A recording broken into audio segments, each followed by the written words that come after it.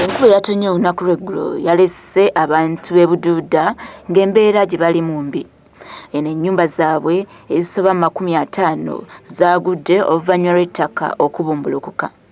Minisita akola kulwanyisa ebibamba ebigata ebiraze n'abundabunda Hilary Onek mu kwogera kwe ne bannamawulire ategeeza ng'omuwendo gw'abantu abakafa bwe baweze 6 nga 17 baatwaliddwa mu ddwaliro nga bafunye ebisago.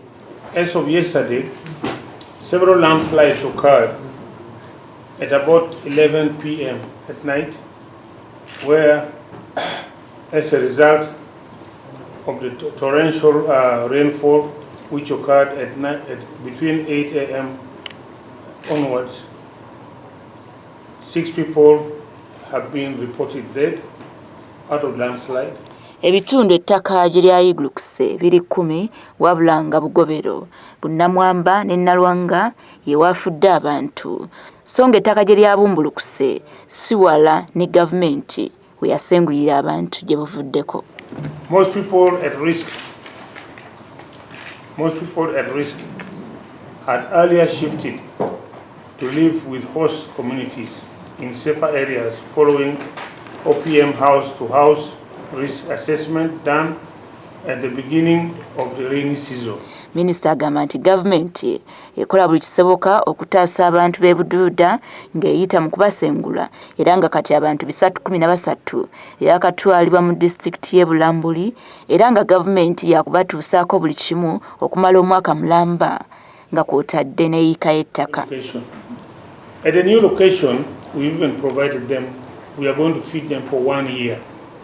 We have provided them with land. Each family will have 1.5 acres, nearly 2 acres for cultivation. And then the houses where they are settled, they are settled within an acre land. An acre piece of land is a house on it, and they can grow other vegetables and other food there. Then outside that one, there's another piece of land where each family is given about 2 acres. Gavumenti esaasaanya ensimbi eziri mu buwumbi 8 buli mwaka ku nsonga nga zino, wabula balowooza okusimba emiti kyandimalawo ekizibu kino era bakyalina abantu 12,000 be balina okusengula. Government plans to resettle 10,000 people every year, and it is hoped the landslide program will be over in the period of 10 years, because really we want to remove all these 10,000 people who are currently living at the high-risk areas. Guno si gwe mulundi ogusoose abantu okufa olw'okubumbulukuka kw'ettaka mu bitundu by'e Buduuda, wabula gavumenti egamba ku nteekateeka z'erina mu myaka 10 kino kyakuggwaawo. Rita Nalukenge, Gloria Namayanja, Delta TV, Amasukulumu.